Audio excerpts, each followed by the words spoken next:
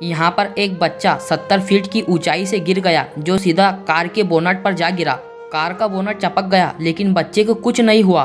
वो बच्चा खड़ा हो गया और सीधा अपने मदरसे की तरफ रवाना हो गया। सुभान अल्लाह। आपके आस्ताना आलिया पर 800 साल पुराना कुरान शरीफ रखा गया है, जिसका यहाँ पर एक शकली है जिसे लोग बगैर हाथ के सहारे के खड़ा करने की कोशिश करते हैं। इन लोगों का मानना है दादा हयात कलंदर का ताल्लुक शहर मक्का से था। जब आप वहाँ से आए तो हुजूर पाक सल्लल्लाहु ताला अलैहि वसल्लम के मुए मुबारक साथ में लाए, जिसे आज यहाँ पर आपका चिल्ला मुबारक भी है। इसीलिए इस जगह को दादा पहाड़ के नाम से भी जाना जाता है।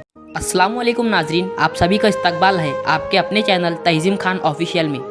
आज हम आप लोगों को इस वीडियो में अल्लाह के जिन वली मुकर्रम नूरे मुजस्सम कलंदर हैदरी कलंदर आज़म द किंग ऑफ मंगलूर पीर बरार के सरकताज कलंदरों की शाह की ज़ियारत करवाने जा रहे हैं, जिनका नाम हज़रत सैयद अहमद कबीर अलमारूफ हज़रत दादा हयात कलंदर रज़ियल्लाहु ताला अन्हु है। और साथ ही साथ हम आप लोगों को इस वीडियो में हुजूर दादा हयात कलंदर रज़ियल्लाहु ताला अन्हु के 793वें उर्स की ज़ियारत भी करवाएंगे।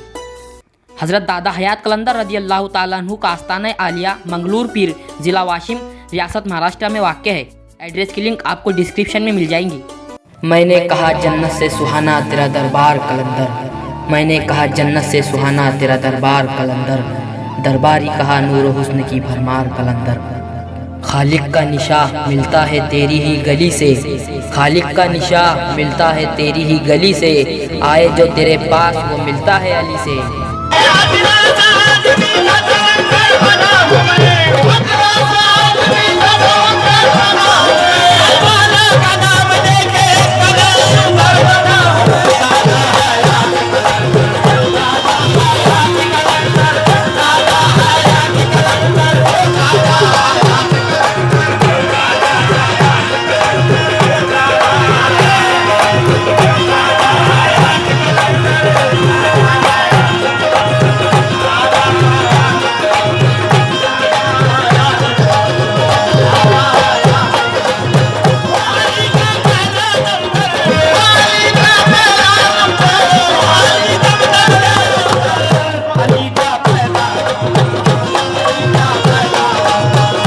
हालात के कदमों पे कलंदर नहीं गिरता, हालात के कदमों पे कलंदर नहीं गिरता, टूटे जो तारा तो ज़मीं पर नहीं गिरता।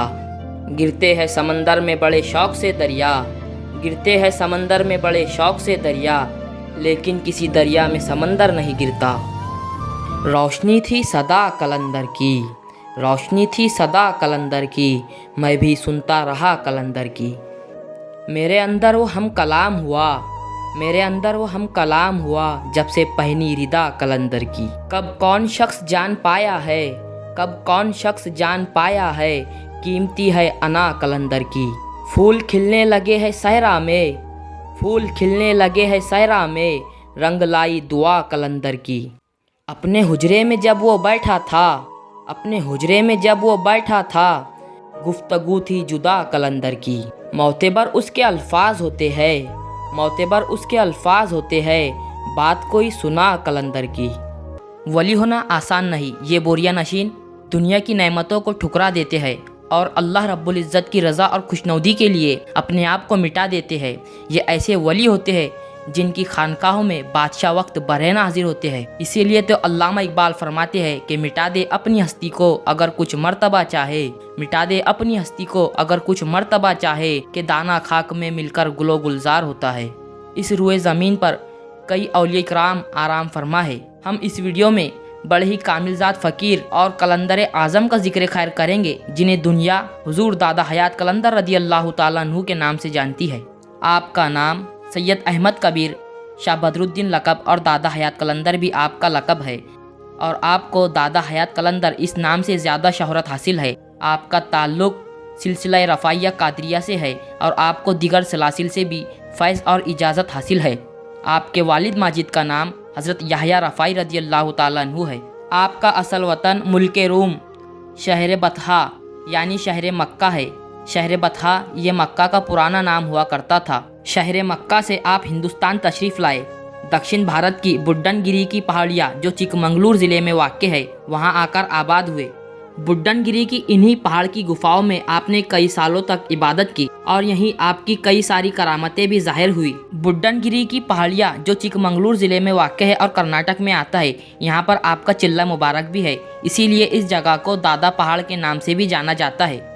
ये बहुत कम लोग जानते हैं कि ये चिल्ला मुबारक हज़रत दादा हयात कलंदर रदी अल्लाह ताला अन्हु का ही है, जिनकी असल दरगाह मंगलूर पीर ज़िला वाशिम रियासत महाराष्ट्र में वाक़ है। इसके बाद आप सफ़र करते हुए हिंदुस्तान महाराष्ट्र के लावाना नामी शहर में तशरीफ़ लाए, जो यहाँ से तकरीबन 20 से 25 किलोमीटर दूरी पर वाक़ है। उसके बाद आपने अपने मुबारक कदम मंगलूर पीर नामी शहर में रखा। इस वक्त यहाँ पर एक मंगलू नाम का आदमखोर रहा करता था, जो लोगों को मार कर खा लेता था। आपने अपनी करामत से इस राक्षस को शिकस्त दी।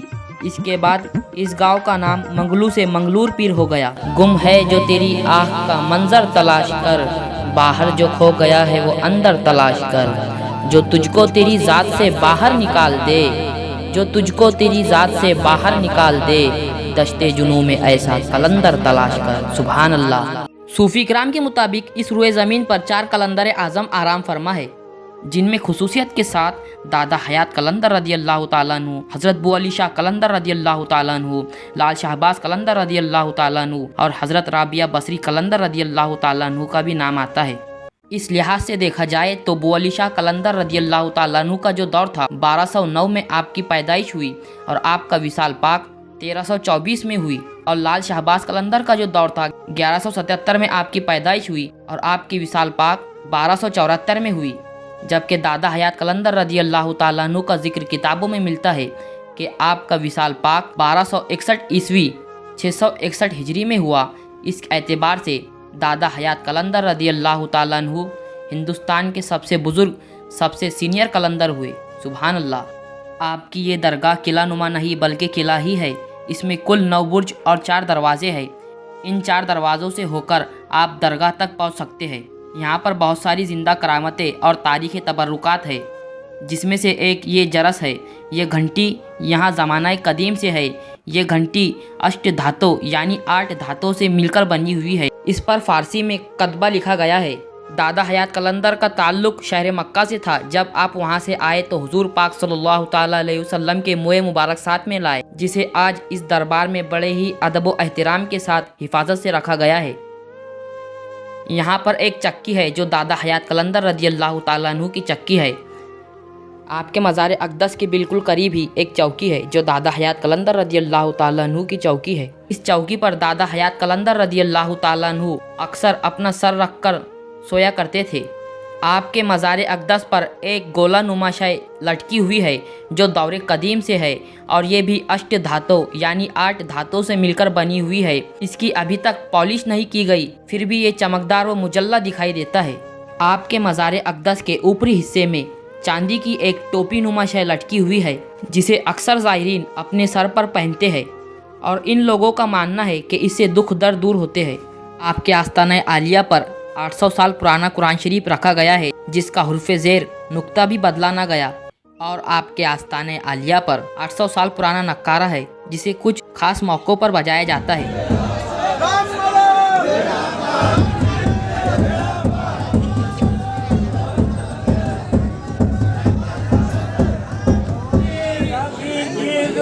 पर है दादा की बोली, सभी की जुबां पर है दादा की बोली, सबके दादा ही हैं गम गुसार बोले, वीर बोले फकीर बोले, मेरे दादा के अंगना बाहर डोले। यहाँ पर एक शकली है जिसे लोग बगैर हाथ के सहारे के खड़ा करने की कोशिश करते हैं। इन लोगों का मानना है कि ये शकली जो भी बगैर हाथ के सहारे के खड़ा कर दे उसकी मुराद पूरी हो जाती है। यहाँ पर एक कुआं है जो 70 फीट ऊंचाई पर है, जिसका आखिरी हिस्सा ज़मीन को टच है। इसके बावजूद इसका आज तक पानी नहीं सूखा। इस कुएं में 3 झीरे दरबार की तरफ से आते हैं, इसीलिए इस कुएं का पानी आज तक नहीं सूखा। यहाँ पर एक बच्चा 70 फीट की ऊंचाई से गिर गया, जो सीधा कार के बोनट पर जा गिरा। कार का बोनट चपक गया, लेकिन बच्चे को कुछ नहीं हुआ। वो बच्चा खड़ा हो गया और सीधा अपने मदरसे की तरफ रवाना हो गया। सुभान अल्लाह। ये खबर अखबार में भी छप गई थी और ऐसे ही कई हादसा यहाँ पर हुए हैं कि कई लोग 70 फीट की ऊंचाई से गिर गए और उन्हें कुछ भी नहीं हुआ। ये होती है अल्लाह वालों की शान और अल्लाह रब्बुल इज़्ज़त की कुदरत, सुभान अल्लाह। इसीलिए कहते हैं जाको राखे साइया मार सके ना कोई। दादा हयात कलंदर के दरबार में जो भी आया कभी मायूस नहीं गया। ये खानका हर कौम फ़िरके के लिए हमेशा के लिए ज़ियारतगाह बन गई है। यहाँ पर एक रूहानी पुरसुकून फ़िज़ा है। यहाँ एक ज़िंदा नूर है जिसकी तरबियत से सीरत की तामीर होती है।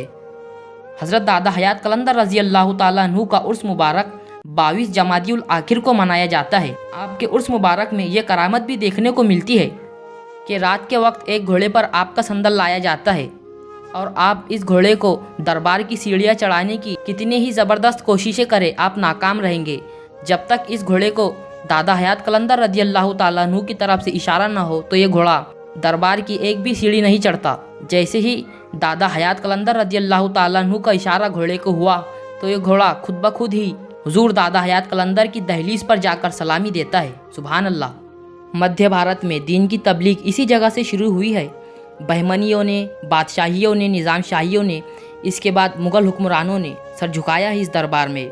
ये दरबार दादा हयात कलंदर रज़ी अल्लाह ताला अन्हु का दरबार है। आपके दरबार का अहाता तकरीबन पौने 800 साल पुराना अहाता है और आपके दरबार के इसी अहाते में तारीखी तबर्रुकात बड़े ही अदब व एहतराम के साथ रखे गए हैं। आपके मज़ार अक़दस का ये जो दाखिली दरवाज़ा है, दक्कन में जितने भी दाखिली दरवाजे हैं इसे भी ऐसे ही बनाया गया है। यह है आपका वसी व शानदार गुंबद का अंदरूनी हिस्सा। गौर से देखा जाए तो ये मुग़लों से पहले का फ़न तामीर लगता है। ये फ़न तामीर बिल्कुल बहमनियों के दौर का है। इसके ऊपर जो डिज़ाइन बनाया गया है ये मुग़ल आर्ट्स में कहीं दिखाई नहीं देता। आपके इसी शानदार गुंबद के नीचे आपकी मज़ार अक़दस है। आपके दरबार के गुंबद के बैरूनी हिस्से में एक शानदार गुंबद और कुल 4 मीनार है जो बहुत ही शानदार और दिलकश दिखाई देता है।